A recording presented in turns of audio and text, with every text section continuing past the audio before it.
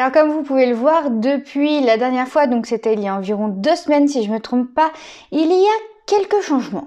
Alors déjà, beaucoup plus soft parce que Bubu travaille donc dans le bureau où j'enregistre normalement et j'avais aussi envie d'un peu de changement. Deuxième changement, ma couleur des cheveux. Et oui, exit le blond, bienvenue le brou, mélange de brun et de roux. Donc j'ai fait ça sur un coup de tête, ça faisait longtemps quand même que j'avais envie de le faire et je l'ai fait donc jeudi dernier et j'en suis totalement satisfaite, ça me change, ça me fait du bien, j'avais envie de changer de tête. Et le troisième changement, bah comme tout le monde, je suis confinée. Donc aujourd'hui je vais pas parler du coronavirus. No, God, please, no! Je pense que vous en entendez assez parler sur les réseaux, dans les médias et ainsi de suite, donc je pense que ça va faire du bien de parler d'autre chose que du coronavirus.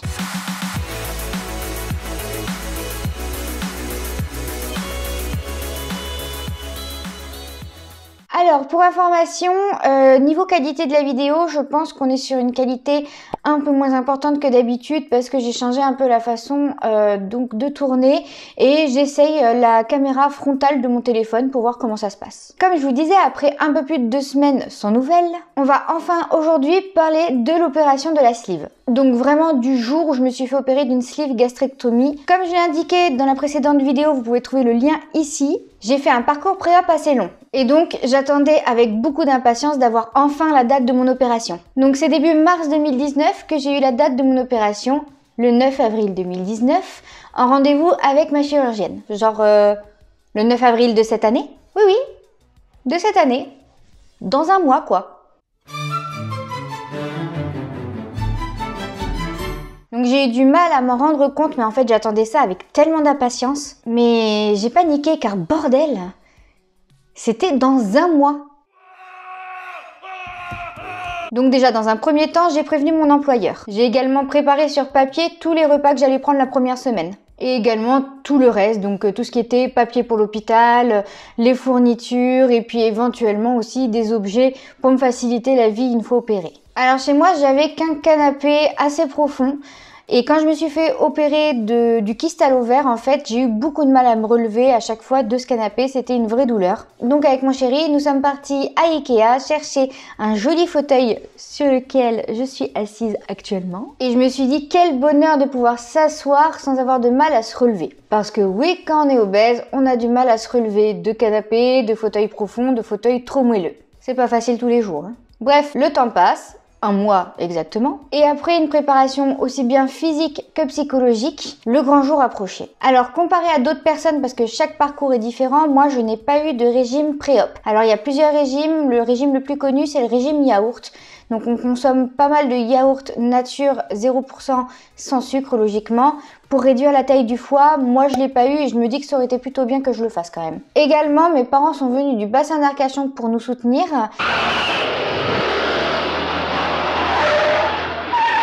Pour nous aider pendant les 2 semaines qu'elle est arrivée parce que Bubu avait des horaires de fou au travail, il pouvait terminer à 23h et en fait mes parents ne voulaient pas que je reste toute seule, ce qui est normal et ce que j'ai beaucoup apprécié. Bref, le 9 avril est arrivé très très vite. Ça va être longue cette vidéo. Wouh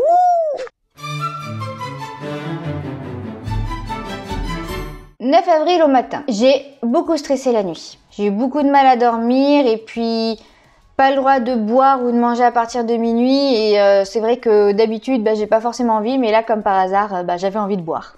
La veille, douche à la bétadine et également lavage des cheveux à la bétadine. Et le matin de l'opération également, douche à nouveau du corps à la bétadine. J'ai préparé juste un tout petit sac avec le nécessaire pour la journée car oui, je ne vous ai pas dit, je me suis fait opérer en ambulatoire. Donc je suis entrée le matin et je suis sortie le soir directement. Bref, mes parents me rejoignaient directement à la Pitié-Salpêtrière. On est parti à 6h45 du matin en taxi, sauf qu'il y a eu un accident sur la route. Et j'ai commencé à stresser, non pas pour l'opération en elle-même, mais par le fait d'être en retard, car j'ai un très gros problème. Dès que j'ai quelques minutes de retard, en fait, je panique très très vite. Fermez, moustache, je suis en retard, en retard, en retard. Donc on est arrivé à 7h45 au lieu de 7h30 au service ambulatoire de la Pitié-Salpêtrière. Et en fait, je stressais parce que déjà, je savais pas trop comment ça allait se passer. Je me suis fait opérer plusieurs fois.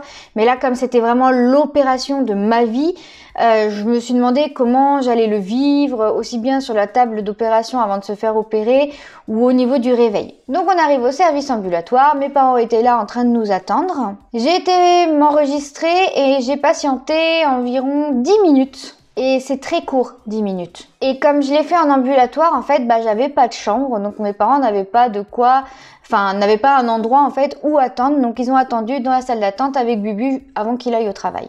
Bref, je rentre dans la partie préparation, donc j'ai été accueillie dans un petit sas par une infirmière qui a pris ma tension et qui m'a également posé quelques questions. Ensuite, elles m'ont donné un package pour me changer. Il y avait une culotte, enfin, ça ressemble pas trop à une culotte, ça ressemble à un filet de pêche, quoi. Oh, you touch my tra-la-la. Une serviette hygiénique parce que bien évidemment je me suis fait opérer pendant que j'avais mes règles. J'ai également eu une blouse de devant, une blouse pour le derrière, une Charlotte et des chaussettes. C'est des petites chaussettes toutes chaudes avec les petits trucs antidérapants et autant dire que comme je les kiffe, je les ai gardées.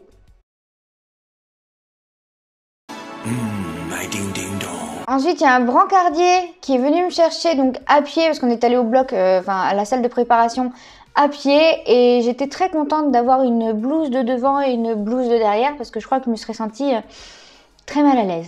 Donc j'arrive dans la salle de préparation, on m'allonge dans un fauteuil assez confortable, on me tend les deux bras pour me faire la perfusion. Une fois la perf posée, je n'attends que très peu de temps et tant mieux parce que j'étais complètement congelée. Et si je me souviens bien, on m'amène au bloc numéro 5. Bon, j'étais très stressée, je vous l'avoue, mais de nature assez curieuse, j'avais tendance à poser pas mal de questions sur l'organisation et également à regarder à droite à gauche. Il sert à quoi ce bouton? Donc j'arrive au bloc, on me demande d'enlever ma blouse de derrière et comme d'hab, pour essayer de faire rigoler tout le monde, je leur dis « Vous regardez pas mes fesses, hein ?» Quoique, au moins vous aurez vu quelque chose de beau dans votre journée. Donc je m'allonge sur la table d'opération et là tout autour de moi il y avait comme un énorme coussin avec des petits trous et il y avait de l'air chaud qui passait et j'étais très contente parce que vu comment j'étais congelée, ça me faisait du bien.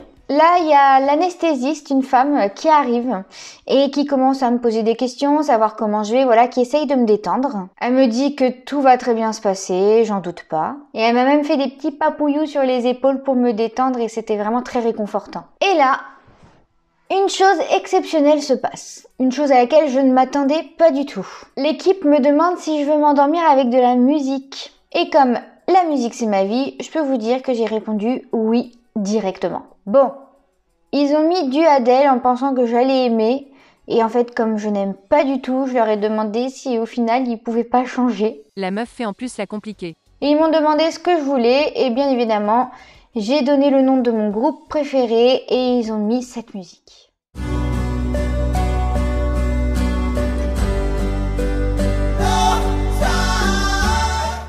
Bref, s'endormir dans les meilleures conditions. Et directement après, enfin non, environ 5 ou 6 heures parce que j'ai tendance à beaucoup dormir après une anesthésie, je me réveille.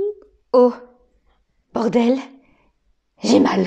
Alors je relativise, je me dis que c'est totalement normal d'avoir mal. Donc déjà je suis contente parce que je suis pas intubée au réveil parce que lors de mon autre opération, j'avais encore les tuyaux dans la gorge quand je me suis réveillée, je peux vous dire, c'était pas du tout agréable. Bref, je me réveille, j'ai mal. Une infirmière passe et me dit « Comment ça va? Est-ce que vous sentez bien ?» Donc je lui dis que j'ai vraiment très mal.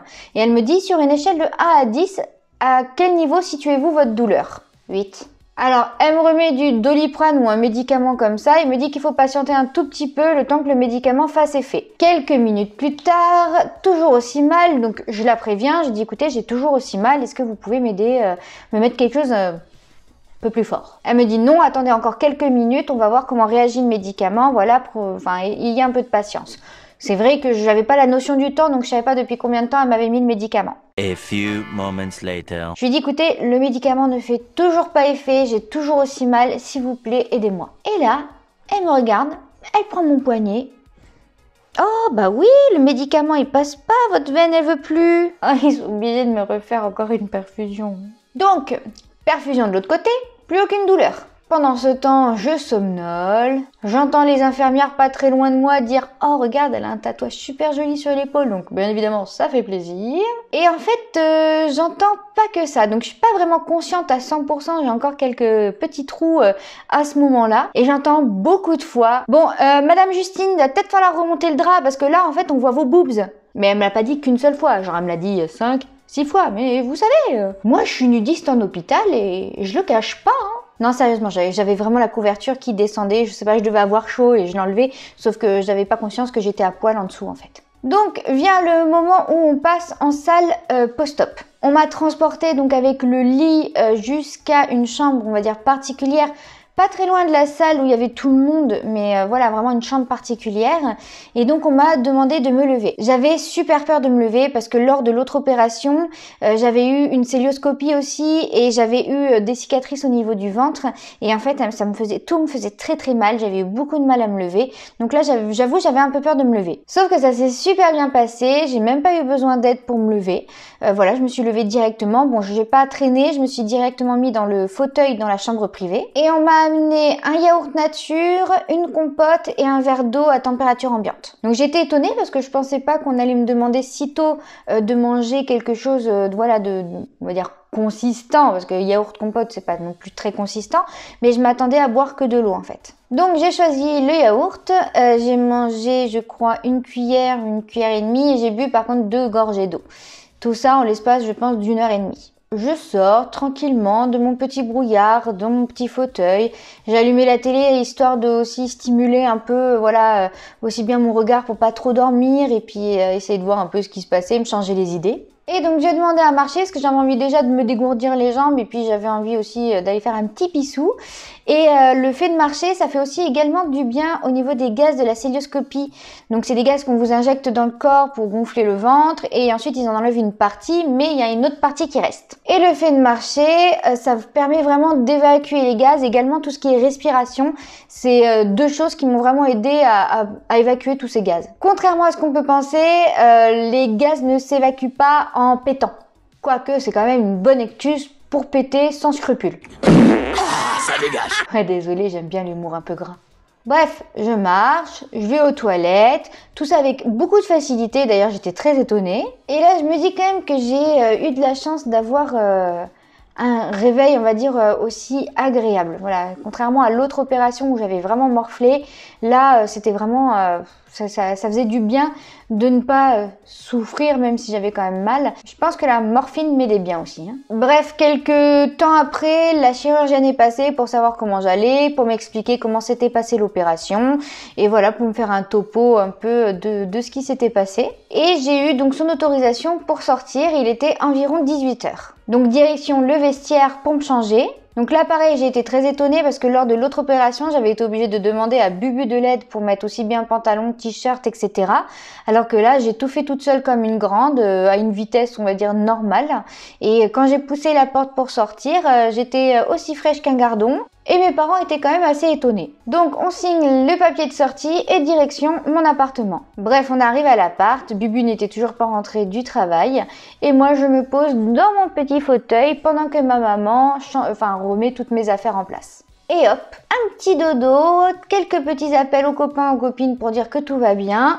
Et Bubu est rentré du travail et voilà, c'était la fin de ma super journée du 9 avril 2019, jour où je me suis fait opérer de la sleeve gastrectomie. J'espère que cette vidéo vous a plu. Elle était longue effectivement, mais pour ces moments-là, je pense qu'il faut rien négliger, qu'il faut tout raconter.